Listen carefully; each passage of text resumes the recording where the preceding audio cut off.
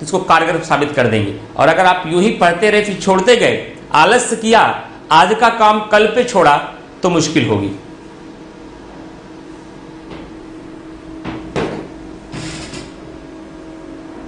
सबसे अंतिम, जिसे संविधान की आत्मा कहा गया, संवैधानिक उपचारों का अधिकार।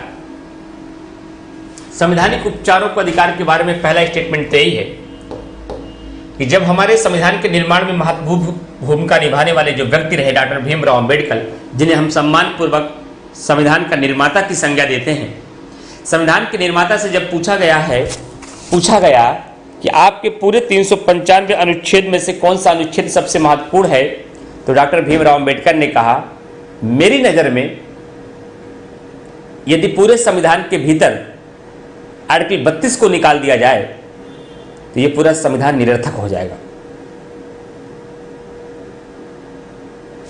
जैसे कि किसी व्यक्ति के पीछे से हृदय को ही निकाल लिया जाए, हार्ट को ही बाहर कर दिया जाए, यह शरीर रूपी जो आपके सामने एक फिजिकल अस्तित्व खड़ा हुआ है, इसका अस्तित्व ही समाप्त हो जाएगा।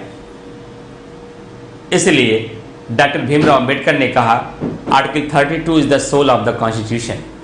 आर्टिकल 32 को संविधान की आत्मा की संज्ञा दे दी। आर्टिकल 32 को संविधान की आत्मा की संज्ञा दी गई, और यदि आर्टिकल 32 को संविधान की आत्मा की संज्ञा दी गई तो यूं ही दे दिया गया है कि वाकई कुछ खास बातें थी। सर, इसका उत्तर यही होगा, वाकई कुछ खास बातें थी। क्योंकि अधिकार देना बड़ी बात नहीं है, अधिकार देने के बाद यदि उन अधिकारों को रक्षा ना हो, उन अधिकारों को हमें दिलाने के लिए कोई व्यवस्था ना हो, तो अधिकार का मतलब जीरो, कोई मतलब नहीं है ऐसे अधिकारों का। और हमारे पूरे संविधान में सबसे महत्वपूर्ण पॉइंट क्या है? नागरिकों को दिया गया मौलिक अधिकार। लेकिन ये नागरिकों को दिया गया मौलिक अधिकार को दिलाने के लिए कोई व्यवस्था नहीं होती तो इस मौलिक अधिकार का कोई भी मतलब नहीं होता। लेकिन हमारे संविधान में आर्टिकल 32 मूल अधिकारों की सुरक्षा की गारंटी देता है। आर्टिकल 12 से लेकर 35 तक जितने भी अधिकार हैं, उन सभी अधिकारों को दिलाने की जिम्मेदारी आर्टिकल 32 ने लिया है। और आर्टिकल 32 के तहत सर्वोच्च न्यायालय ये कहता है कि यदि आपके मूल अधिकारों का हनन हो, ये नहीं कहूंगा कि जाओ उच्च न्यायालय में मामला हो जाए, सीधा मेरे पास भाग के आओगे तो सीधा मैं उसका आपको निवारण दूंगा, उस अधिकारों को मैं आपको दिलाऊंगा। मैं आपसे ये भी नहीं कह सकता, सुप्रीम कोर्ट के पास ये भी पावर नहीं है कि अगर कोई किसी भी व्यक्ति के मौलिक अधिकारों का हनन होता है तो मौलिक अधिकारों के हनन के पश्चात वह जब सर्वोच्च न्यायालय के पास जाएगा तो सर्वोच्च न्यायालय कोई अन्य सुझाव भी नहीं दे सकता है, उनको सुरक्षा देनी होगी, उन्हें सुरक्षा देनी होगी, किसी भी कंडीशन में देनी होगी, और जल्द से जल्द देनी होगी और त्वरित देनी होगी। इसीलिए अगर आज हमारे देश के भीतर नागरिकों के अधिकारों का अस्तित्व बना है तो उसकी सिर्फ ये वजह है कि हमारे देश में आर्टिकल 32 के तहत हमें संवैधानिक उपचारों का अधिकार मिला है, जो मूल अधिकारों की सुरक्षा की गारंटी लेता है। मूल अधिकारों के हनन होने पर वह हमें दिलाने का प्रयास करेगा और उसके लिए कोई बहानेबाजी नहीं करेगा और हमें किसी अन्य स्थान पर नहीं भेजेगा और हमें कोई अन्य उपचार नहीं सुझाएगा, बल्कि स्वयं से ही अपने उस 5 प्रकार के शस्त्रों के माध्यम से उसकी सुरक्षा की गारंटी देगा। और वे 5 प्रकार के शस्त्र कौन है? 5 प्रकार की रिटें। 5 प्रकार की रिटें संवैधानिक उपचारों के अधिकार के अंतर्गत सर्वोच्च न्यायालय उन 5 प्रकार की रिटों का प्रयोग करके मूल अधिकारों की सुरक्षा की गारंटी देता है। इसलिए इसे डॉक्टर भीमराव अंबेडकर ने संविधान की आत्मा कहा है। और ये जो 5 प्रकार की रिटें हैं वो प्रीलिम्स में आपको बताया गया है, बुक में भी आपको विस्तार पूर्वक मिलेगा। वो कौन कौन सी हैं?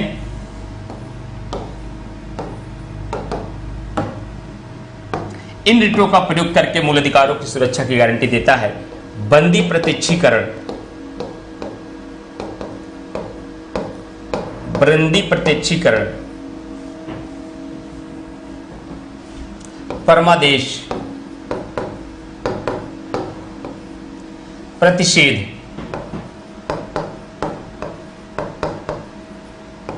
उत्प्रेषण, अधिकार परीक्षा,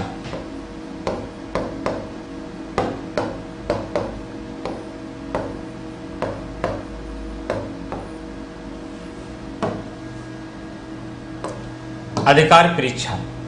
इसी बंदी प्रत्यक्षीकरण को हेबियस कॉर्पस कहा जाता है।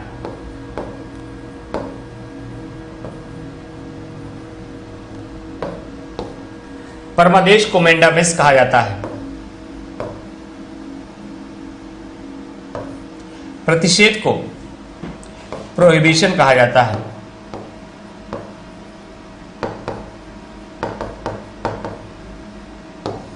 उत्प्रेषण को सर्टियोरारी कहा जाता है।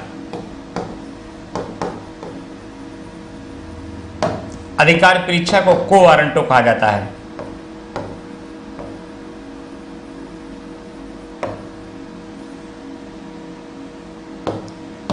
को वारंटो कहा जाता है। बंदी प्रत्यक्षीकरण की रिट का प्रयोग किसी भी व्यक्ति को व्यक्तिगत स्वतंत्रता से सुरक्षा देने के लिए किया जाता है। व्यक्तिगत स्वतंत्रता से सुरक्षा देने के लिए किया जाता है। और यह बंदी प्रत्यक्षीकरण रिट निजी व्यक्ति और लोक अधिकारी दोनों के विरुद्ध जारी किया जाता है। लोक अधिकारी दोनों के विरुद्ध जारी किया जाता है। लेकिन इस लोक अधिकारी में भी दो व्यक्ति अपवाद हैं। राष्ट्रपति, अच्छा यहां पे एक्सेप्शन नहीं होगा, वो आपका परमादेश आएगा। तो आपने यहां पर क्या देखा कि बंदी प्रत्यक्षीकरण का रिट कॉर्पस है, कॉर्पर नहीं, कॉर्पस, CORPUS। तो बंदी प्रत्यक्षीकरण रिट का प्रयोग न्यायालय के द्वारा तब प्रस्तुत किया जाता है जब किसी व्यक्ति को बंदी बना लिया गया हो, गिरफ्तार किया लिया गया हो। और जब बंदी प्रत्यक्षीकरण रिट न्यायालय के द्वारा जारी किया जाएगा तो उस बंदीकर्ता व्यक्ति को 24 घंटे के भीतर न्यायालय के सामने प्रस्तुत किया जाएगा और उसके उन आधारों की जांच की जाएगी क्या उस व्यक्ति को जो गिरफ्तार किया गया है, गिरफ्तार का जो कारण है वह विधि सम्मत है या नहीं। अगर विधि सम्मत है तब तो वह गिरफ्तार रहेगा, अगर अवैध तरीके से उसे गिरफ्तार किया गया होगा तो उसे छोड़ दिया जाएगा। जबकि परमादेश रिट की मैं अगर बात करूं, किताब में सब कुछ लिखा, मैं आपको समझा दे रहा हूं, जो आपको बुक मिलेगी उसमें भी लिखा रहेगा, जो आपको PDF मिली वहां भी है, मैं आपको लेक्चर समझा दे रहा हूं। परमादेश रिट निजी व्यक्तियों के विरुद्ध नहीं जारी किया जाता। यह परमादेश रिट केवल लोक अधिकारी के विरुद्ध जारी किया जाता, हमारे और आपके खिलाफ नहीं जारी किया जाएगा। लेकिन बंदी प्रत्यक्षीकरण की रिट हमारे और आपके खिलाफ भी जारी कर सकता है न्यायपालिका, मूल अधिकारों की सुरक्षा की गारंटी देने के लिए। लेकिन जो परमादेश रिट है यह केवल लोक अधिकारियों के विरुद्ध जारी किया जाएगा, लेकिन उस लोक अधिकारी में भी प्रेसिडेंट और गवर्नर अपवाद हैं, इनके विरुद्ध परमादेश रिट जारी नहीं किया जाता। तो यह रिट कब जारी किया जाता है? जब कभी भी कोई लोक अधिकारी अपने दिए गए दायित्वों का निर्वहन न कर रहा हो, जो जिम्मेदारी उसको करने के लिए कहा गया हो उन जिम्मेदारियों का निर्वहन न कर रहा हो, इस आधार पर किसी व्यक्ति के मूल अधिकारों का हनन हो रहा हो, तब न्यायपालिका परमादेश रिट को जारी करती है। तब न्यायपालिका परमादेश रिट को जारी करती है। लेकिन ये दो रिट एक साथ देखिएगा, प्रतिषेध और उत्प्रेषण रिट।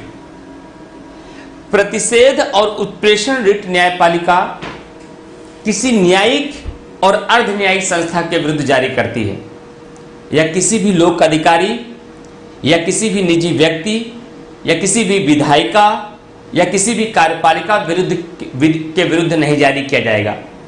ये उत्प्रेषण और प्रतिषेध रिट दोनों हमेशा किसी न्यायिक और अर्ध न्यायिक संस्था के विरुद्ध जारी किया जाएगा। सवाल उठता है कि सर ये न्यायिक संस्था क्या है और अर्ध न्यायिक संस्था क्या है? न्यायिक संस्था ऐसी संस्था जिसका कार्य न्याय करना हो, और न्याय करने वाले जो व्यक्ति हों वो भी न्यायिक हों, तो उसे कहा जाएगा न्यायिक संस्था। जैसे सुप्रीम कोर्ट, जैसे हाई कोर्ट, जैसे जिला न्यायालय, जैसे सत्र न्यायालय। लेकिन अर्ध न्यायिक संस्था का मतलब ऐसी संस्था हुआ जो न्याय करने का काम तो कर रहा हो, लेकिन जो न्याय करने वाले व्यक्ति हों वह न्यायिक व्यक्ति ना हो। एग्जाम्पल दीजिए सर। जैसे ट्राई, जैसे कैट, जैसे बहुत सारे ट्रिब्यूनल, ये क्या होते हैं? इसमें न्याय करने वाले जो व्यक्ति होंगे वो न्यायिक नहीं होंगे, बल्कि उस विभागों के कुछ सीनियर वरिष्ठ अधिकारी होते हैं, लेकिन काम क्या करते हैं? न्याय का ही करते हैं। ऐसी संस्थाओं को क्या कहा जाएगा? अर्ध न्यायिक संस्था कहा जाएगा। जबकि सुप्रीम कोर्ट, हाई कोर्ट को क्या कहा जाएगा? न्यायिक संस्था कहा जाएगा। और यही न्यायिक और अर्ध न्यायिक संस्था जब अपने क्षेत्राधिकार का उल्लंघन करें, क्षेत्राधिकार का मतलब क्या हुआ कि उसका कार्यक्षेत्र जिस दायरे में आता है उस दायरे के बाहर जाकर अपनी शक्तियों का प्रयोग करे, इसे बोलते हैं क्षेत्राधिकार का उल्लंघन। और अपने एक क्षेत्राधिकार का उल्लंघन करते हैं तब इनके विरुद्ध प्रतिषेध और उत्प्रेषण रिट जारी किया जाता है। लेकिन दोनों में अगर अंतर जानना है आपको कि प्रतिषेध रिट कब जारी किया जाएगा सर और उत्प्रेषण रिट कब जारी किया जाएगा, इसका अंतर जरा समझ लीजिएगा। प्रतिषेध रिट को तब जारी किया जाएगा जब किसी चलती हुई कार्यवाही को बीच में रोकना हो। प्रतिषेध रिट को तब जारी किया जाएगा जब कभी भी किसी चलती हुई कार्यवाही को बीच में रोकना हो। और उत्प्रेषण रिट को तब जारी किया जाता है जब किसी न्यायिक या अर्ध न्यायिक संस्था ने अपने क्षेत्राधिकार का उल्लंघन करते हुए कोई फैसला सुना दिया है और उस पूरे के पूरे फैसले को, पूरे के पूरे निर्णय को समाप्त करना हो, तब न्यायालय के द्वारा कौन सा रिट जारी किया जाएगा? उत्प्रेषण रिट जारी किया जाएगा।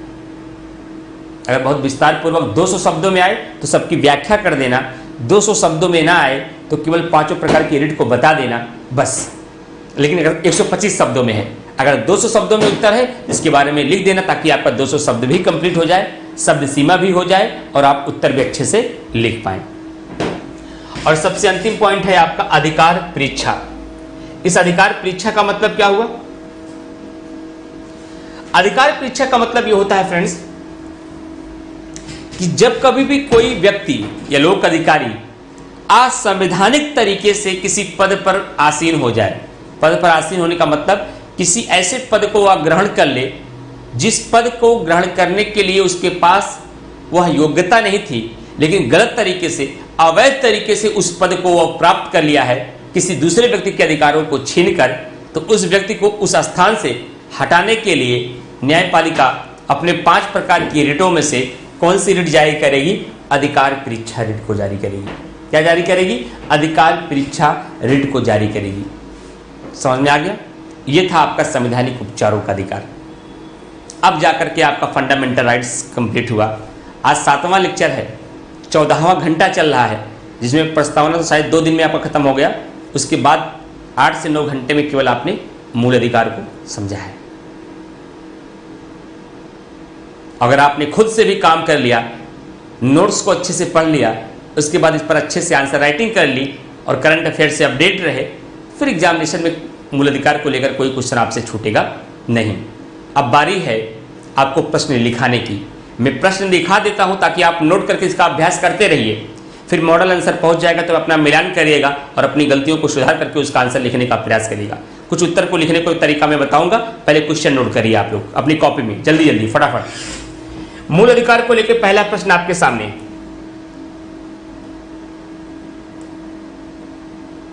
चलिए, मैं ये प्रश्न नहीं दूंगा, नहीं पहले ही प्रश्न में थोड़ा सा आप दिक्कत हो जाएंगे।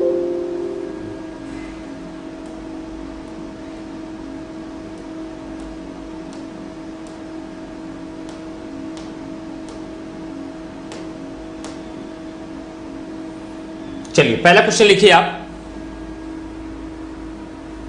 प्रोहिबिशन को उत्तर आप बनवा एक बार वो बता दें, मतलब प्रतिषेध को ना।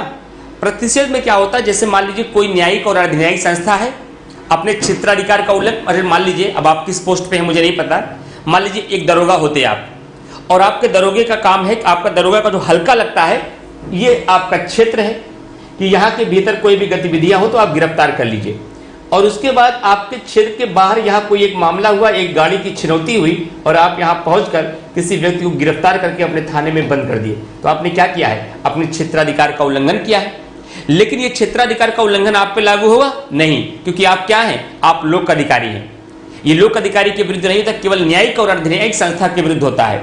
और जब कभी भी कोई न्यायिक संस्था, मान लीजिए हाई कोर्ट है, यूपी हाई कोर्ट है और यहीं पर ललितपुर जिला है और ललितपुर के बाहर यही एमपी लगा है, एमपी के किसी मामले को अपने संज्ञान में रख लिया है जबकि उसके क्षेत्राधिकार के अंतर्गत नहीं है और उस पर फैसला सुना रही है, अभी मामला चर्चा चल रहा है, फाइनल डिसीजन नहीं आया है, तो न्यायालय प्रोविजन का प्रयोग करके इस कार्रवाई को बीच में ही रोक देगा।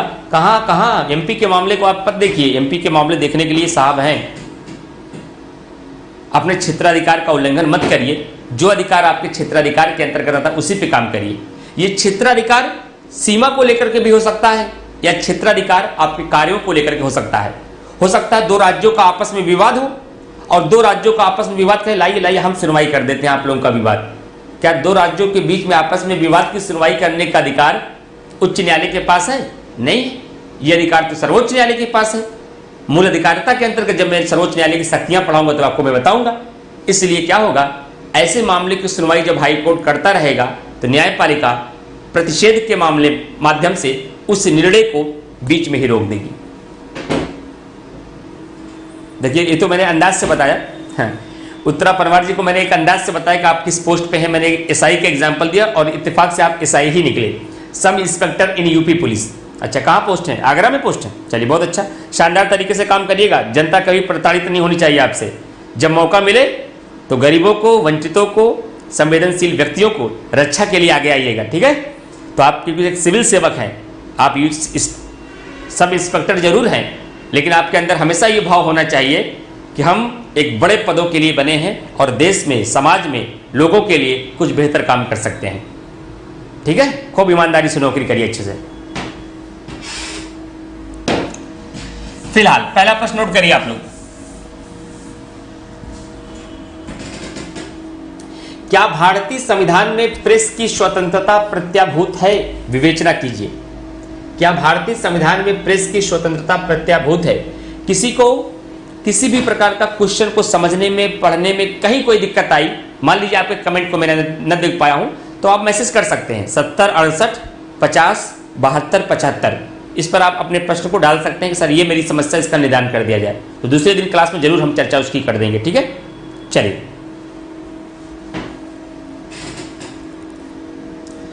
हाँ,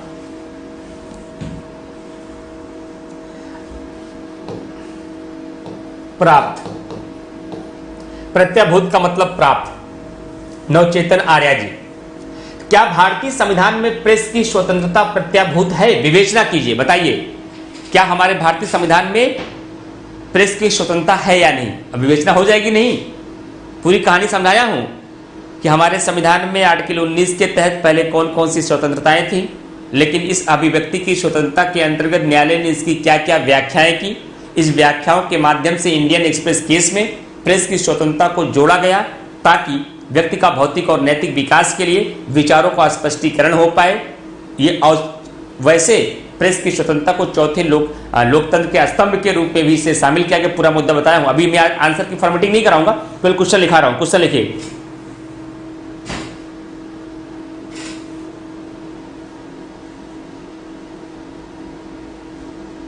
इतना तो करना पड़ेगा, घर के शब्दों का प्रयोग नहीं करेंगे ना, सरल शब्दों का, इतना सब्जेक्टिव टर्मिनोलॉजी को प्रयोग करना पड़ेगा, उसको आप नहीं छोड़ सकते हैं। जो सब्जेक्टिव टर्मिनोलॉजी है सुनीता, उसका प्रयोग करना पड़ेगा आपको, उससे नहीं भाग सकते आप। तो सीखिए, सीखना पड़ेगा सुनीता। तो क्या आर्टिकल 19 क्लॉज 1 के मुद्दे को साथ लिखना है आंसर। पहला प्रश्न लिख लीजिए, क्या भारतीय संविधान में प्रेस की स्वतंत्रता प्रत्याभूत है? विवेचना कीजिए। दूसरा,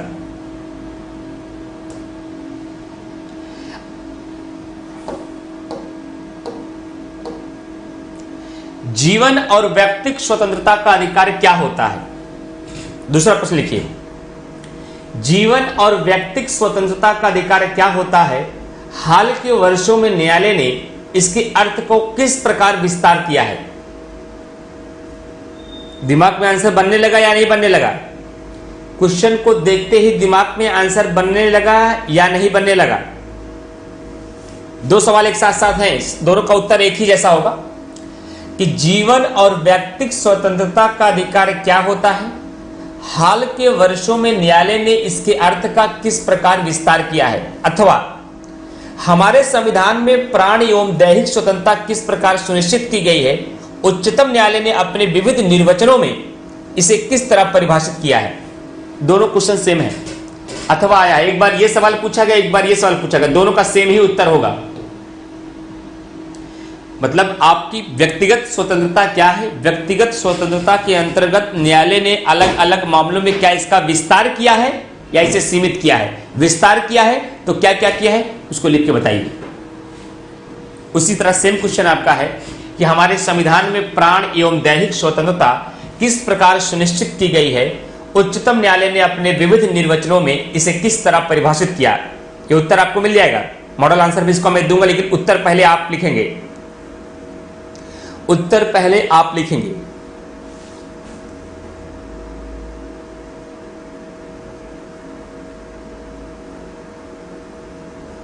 एसएमएस नहीं देखते व्हाट्सएप पे भाई, व्हाट्सएप पे रंजना जी, एसएमएस तो नहीं देखता मैं।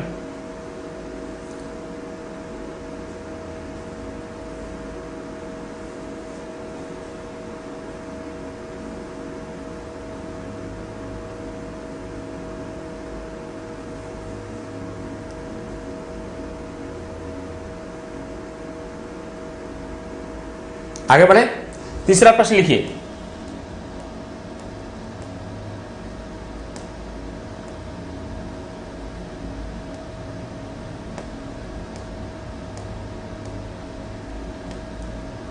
एक बात मैं और बता दे रहा हूं, जो मॉडल आंसर है उस उत्तर के माध्यम से, प्रश्न के माध्यम से पूरा मसाला देने का मैं प्रयास करता हूं। वो उत्तर की शब्द सीमा अधिक रहेगी। मैं बता दे रहा हूं, कंफ्यूजन करें कि सर ने तो लगभग 200 शब्दों में लिखा है, अब इसको 125 शब्द में कैसे लिखेंगे? सर ने कुछ प्रश्नों का उत्तर 300 शब्दों में भेजा है, इसको हम 200 शब्दों में कैसे समेटें?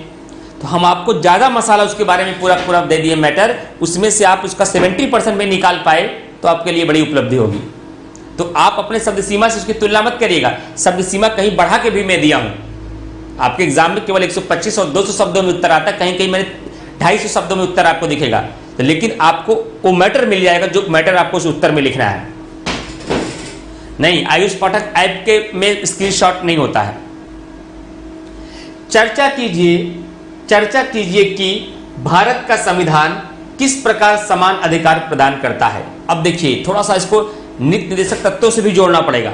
मूल अधिकार के साथ साथ, क्योंकि निर्देशक तत्व में भी समानता के कुछ प्रावधान है, उसको भी जोड़ना पड़ेगा। कल निर्देशक तत्व स्टार्ट होगा तो उसका भी उत्तर आपको मिल जाएगा। फिलहाल चर्चा कीजिए कि भारत का संविधान किस प्रकार समान अधिकार प्रदान करता है।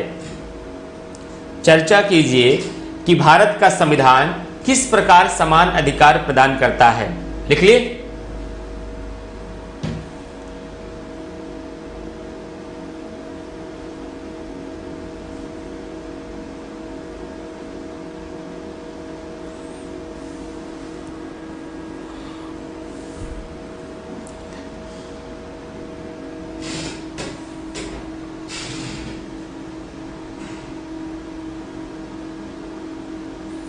सुनीता जी कॉपी करेंगे तो कॉपी ही करते रह जाएंगे। सुनीता जी क्या करेंगे, सुनिए, देखिए इनका गोलूपन देखिए। घर पहले कुछ मॉडल आंसर दे दीजिए जिसे को कॉपी करके कुछ कॉन्फिडेंस आए, तब अपनी तरफ से कुछ जनरेट कर पाएंगे। कुछ लिखिए भाई, एक बार गलत तो लिखिए। हिंदी माध्यम का परिणाम तब तक नहीं सुधरेगा जब तक आप लोगों के अंदर जिज्ञासा और लिखने की ताकत नहीं आएगी। कॉपी करने के लिए कहिए पूरा का पूरा मॉडल आंसर का फोटो स्टेट करा के भेज दें आप, लेकिन लिखना तभी आएगा जब आप लिखेंगे। बाकी तो गूगल करो, सबका उत्तर मिल जाएगा कॉपी करने के लिए तो। कोई बात नहीं, लिखिए अच्छे से। अगला प्रश्न, अगला प्रश्न आपका होगा, भारतीय राज व्यवस्था की धर्मनिरपेक्ष भावना तथा भारत में अल्पसंख्यकों की स्थिति की विवेचना कीजिए। सवाल पर ध्यान दीजिएगा। भारतीय राज व्यवस्था की धर्मनिरपेक्ष भावना तथा भारत में अल्पसंख्यकों की स्थिति की विवेचना करिए। अब आप आर्टिकल 29 मत लिखे रहिएगा, अल्पसंख्यक की स्थिति की विवेचना करिएगा। उनकी स्थिति को बताते हुए अल्पसंख्यकों की स्थिति के लिए संविधान में क्या प्रावधान किए गए हैं, फिर भी वर्तमान में उनकी क्या पोजीशन है, उसको बताना है। और भारतीय राज व्यवस्था में धर्मनिरपेक्ष की भावना क्या है, जो मैं इतनी देर से बताया आपको, जब धार्मिक स्वतंत्रता बता रहा था कि हमारे देश के भीतर पंथ निरपेक्षता जैसी व्यवस्था है।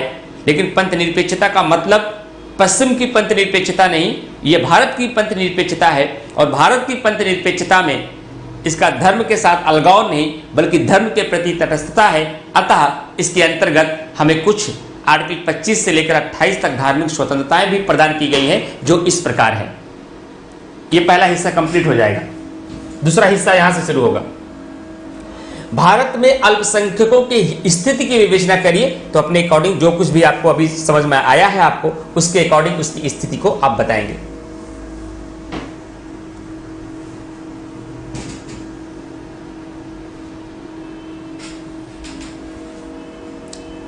लिख लिया?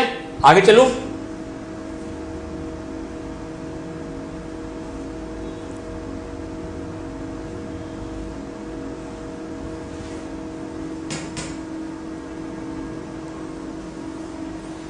आयुष पाठक जी कह रहे अब सर कॉन्सेप्ट दिमाग में आ रहा है।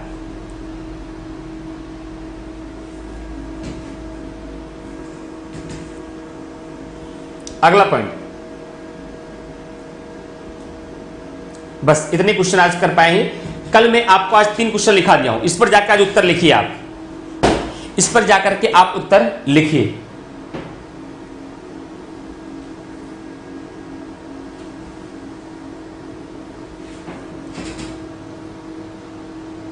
जैसे एक उत्तर आपको दिखाई देता हूं, पढ़ के देखिए। बाकी कल फॉर्मेटिंग में कराऊंगा और उत्तरों की अपनी क्लास में, और उत्तरों की फॉर्मेटिंग करा करके 1-2 उत्तर और दिखा दूंगा। फिर डीपीएसपी फिर डीपीएसपी स्टार्ट करूंगा मैं। जैसे अब मान लीजिए भारतीय राज्य व्यवस्था में धर्मनिरपेक्ष भावना तथा भारत में अल्पसंख्यक की स्थिति की विवेचना करनी थी, तो क्या लिखेंगे आप? भारतीय राजनीति व्यवस्था संविधान के अंतर्गत प्रकृति से धर्मनिरपेक्ष है। प्रकृति मतलब जब संविधान बना तब से इसको धर्मनिरपेक्षता का मैटर है। अर्थात भारत एक ऐसा राज्य है जो सभी धर्मों के प्रति तटस्थता और निष्पक्षता का भाव रखता है। पंथ निरपेक्ष राज्य इस विचार पर आधारित है कि राज्य का विषय केवल व्यक्ति और व्यक्ति के संबंध से है, व्यक्ति और ईश्वर के बीच संबंध से नहीं है। इसमें कौन सा ऐसा पॉइंट था कि जो अब तक कॉन्सेप्ट के रूप में, कहानी के रूप में आपको पूरा भाव बताया नहीं गया है? सारी बात तो बताया गया है, बस सवाल ये उठता है कि आप कितने पॉइंट वहां पर लिख पाते हैं। दूसरा पॉइंट, यह संबंध व्यक्ति के अंतःकरण का विषय है। आर्टिकल 25 कंसाइंस, किसी धर्म को मानने या न मानने का अधिकार। संविधान के कई विषयों में जो कि यहां पर थोड़ा सा मिस्टेक किया है। संविधान के में दिया गया प्रावधान जो कि संविधान के अनुच्छेद 25-28 में उल्लिखित है, या उल्लिखित शब्द को सरल बना के आप लिख सकते हैं दिया गया है, या अनुच्छेद 25 से 28 में प्रावधान किया गया है। राज्य किसी नागरिक को किसी विशिष्ट धर्म या धार्मिक संस्था की अभिवृद्धि के या पोषण के लिए करों के संदाय करने के लिए बाध्य नहीं कर सकता है। अब संदाय की जगह आप शब्द का प्रयोग आसान कर सकते हैं, करों को देने के लिए बाध्य नहीं करेगी। अनुच्छेद 27 जो 27 में मैंने बताया है, तथा पूर्णतः राज्य द्वारा वित्त पोषित किसी संस्था में कोई धार्मिक शिक्षा नहीं दी जा सकती। अभी भी बताया है, आर्टिकल 27 के तहत कोई कर नहीं लिया जाएगा और 28 के तहत कोई धार्मिक शिक्षा देने के लिए बाध्य नहीं किया जाएगा। यह है हमारी पंथ निरपेक्ष की प्रकृति। राज्य से मान्यता प्राप्त या राज्य निधि से सहायता प्राप्त शिक्षण संस्था में उपस्थित होने वाले व्यक्ति को उस संस्था द्वारा दी जाने वाली धार्मिक शिक्षा में भाग लेने के लिए बाध्य नहीं किया जा सकता। अनुच्छेद 28 और कुछ परिसीमाओं के अधीन रहते हुए, परिसीमाओं के अधीन का मतलब सार्वजनिक स्वास्थ्य, आप ब्रैकेट में लिख सकते हैं, सार्वजनिक स्वास्थ्य, लॉ एंड ऑर्डर, नैतिकता या मॉरलिटी के अधीन रहते हुए भारत में प्रत्येक व्यक्ति को न केवल धार्मिक विश्वास का बल्कि ऐसे विश्वास से जुड़े हुए आचरण करने का और अपने विचारों को दूसरे को उपदेश करने का अधिकार भी है। अनुच्छेद 25 के तहत ब्रैकेट में आर्टिकल ठोकते जाइए कि देखो भैया प्रमाण ठकाठक मिल रहा है आपको, और एक एक बातों को मैं स्पष्ट करते हुए आगे बढ़ रहा हूं।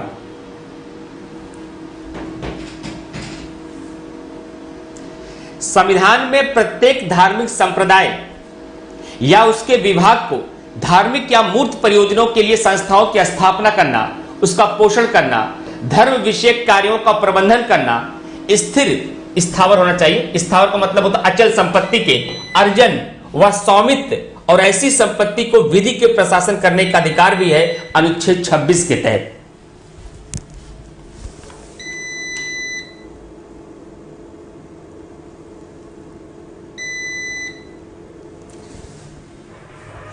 कुल मिलाकर के ये पूरा उत्तर किस दिशा में घूम रहा है?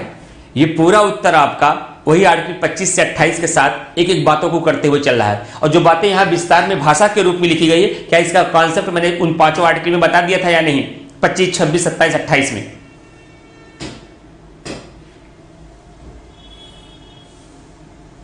नहीं, उसमें मॉडल आंसर नहीं होगा भाई। सब मॉडल आप लोग स्वयं से क्रिएटिविटी करना चाहते ही नहीं है। अब नीतू भैया कह रहे हैं कि नीतू सिंह कि सर जो हमें मॉडल आंसर मिलेगा उसमें भी नोट्स में भी मॉडल आंसर रहेगा। नहीं, नोट्स में क्यों मॉडल?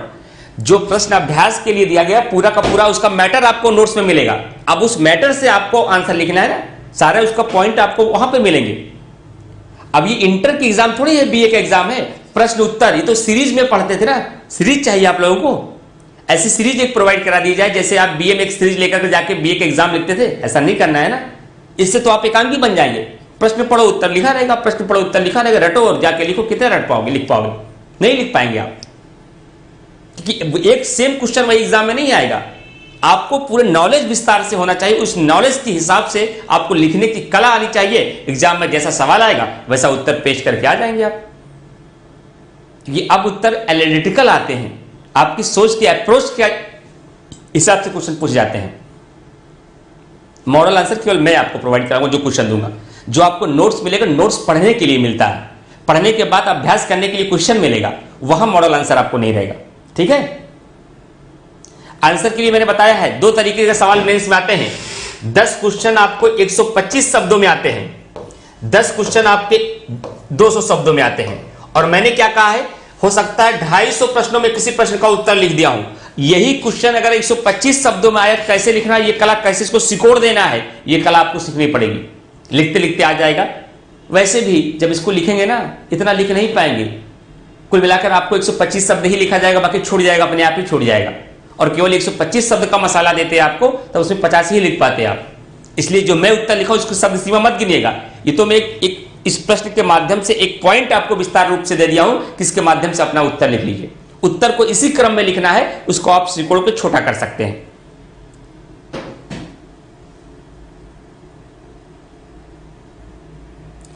थोड़ा परिवर्तन करके, लेकिन शब्दावली का प्रयोग करिएगा।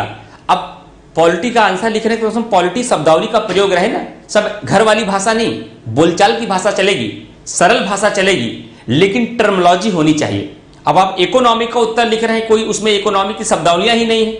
सब आप जैसे लग रहा है घर से बाहर किसी कहानी बता रहे हैं, उसी कहानी या शब्दों का प्रयोग किया है, तब भी इसका दुष्प्रभाव पड़ेगा। लेकिन इतने कठिन शब्दों को नहीं लिख देना है, एग्जामिनर भी नहीं समझ पा रहा क्या लिखे हैं आप। सरल शब्दों का प्रयोग करते हुए सब्जेक्टिव टर्मिनोलॉजी के साथ आप उसको सहज भाषा में लिख सकते हैं। ठीक है प्रवीण कुमार जी?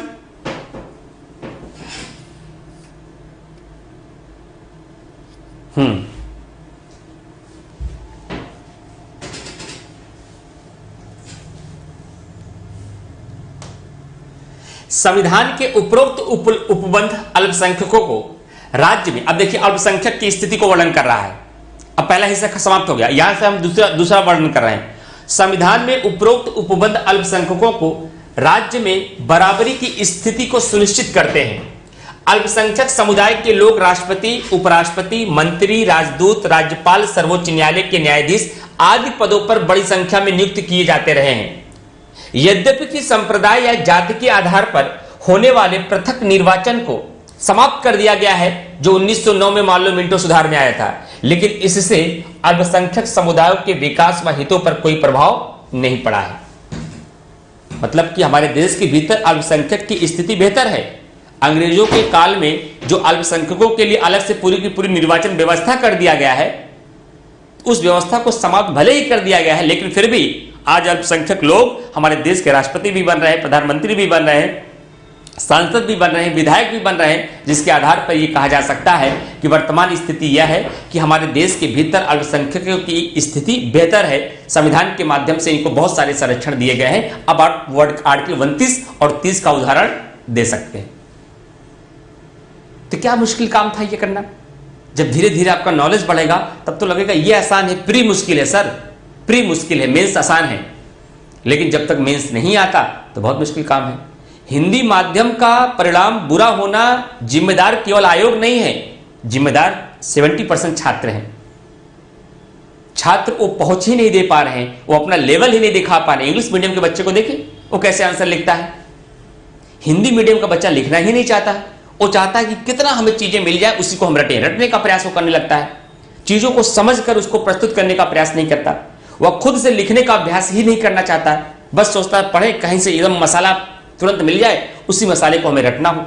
हाँ, 10 साल पहले काम चल जाता, आज से 10 साल पहले आईएएस के मेंस में भी काम चल जाता था कि अच्छे से 40-50 क्वेश्चन हर टॉपिक में रट लीजिए, रट के एकदम अच्छे से तैयार कर लीजिए, एग्जाम में क्वेश्चन आएगा जाके पेस्ट कर दीजिए। लेकिन अब ऐसा रटने वाला उत्तर नहीं आएगा, आपके समझ वाला उत्तर लिखने के लिए एग्जाम में आएगा। तो रटकर आपको कितने भी मॉडल आंसर पकड़ा दिए जाएं, जब तक आप लिखना नहीं जानोगे लिख नहीं पाओगे। लिखना जानने के लिए आपको लिखना पड़ेगा। इतना आसान होता तो हर कोई एसडीएम बन जाता भाई, हर कोई डिप्टी एसपी व आरटीओ बन जाता। इतना आसान नहीं है ना, लेकिन इतना मुश्किल भी नहीं है, कोई बन नहीं सकता। हर साल 1000 लोग बनते हैं। उसमें शामिल होने के लिए थोड़ा आपको मेहनत करनी पड़ेगी। तो मेहनत करिए, आगे बढ़िए, कोई मुश्किल काम नहीं है, करते करते करने लगेंगे। ठीक है, तो आज के सेशन में बस इतना ही। कल मैं 3-4 क्वेश्चनों का और अभ्यास कराऊंगा और फॉर्मेटिंग कराऊंगा और मॉडल आंसर परसों आपको मिलेगा, क्योंकि कल 3 आंसर और तैयार कराऊंगा मैं आपका। उन 3 आंसर का कल आपका डॉक्यूमेंट्स बनेगा, परसों आपको उसको मैं प्रोवाइड करा दूंगा। ठीक है, चलिए, इसके लिए बहुत हड़बड़ाहट मत रखिए सर ये वाला आया नहीं, जो आया जो आ जाए उस पर काम करते रहिए। पहले प्रस्तावना पहुंच चुका है तो प्रस्तावना पर अच्छे से काम कर लीजिए और अभ्यास प्रश्नों का कर लीजिए, आराम से लिखते रहिए। जहां जरूरत पड़े गूगल की भी सहायता ले लीजिए, लेकिन काम करते रहिए। क्योंकि जैसे ही पॉलिटी समाप्त होगी फिर दूसरा सब्जेक्ट स्टार्ट हो जाएगा, फिर पॉलिटी पे काम करने का आपको मौका नहीं मिलेगा। जब तक पॉलिटी चल रही है पॉलिटी पे काम करते रहिए। और जो भी साथी आपके मेंस में एडमिशन लेना चाहते हो उन सबको बताइए, हिस्सा बने। और शायद धीरे धीरे आपको एहसास हो रहा होगा कि काम मेंस में किस तरीके से क्लास में किया जा रहा है। और हमारे रेफरल कोड यानी कि कूपन कोड GSW इमरान 5 का प्रयोग करके एडमिशन ले सकते हैं। हमारे गाइडेंस में भी रहेंगे, 5% डिस्काउंट मिलेगा। जो भी साथी किसी भी बैच में एडमिशन लेना चाहते हैं, जो आपके आसपास के आपके जानने वाले लोग में होंगे, तो उनसे बताइएगा GSW इमरान 5 का प्रयोग करके आप लोग एडमिशन लीजिए कूपन कोड का। Thank you to all of you.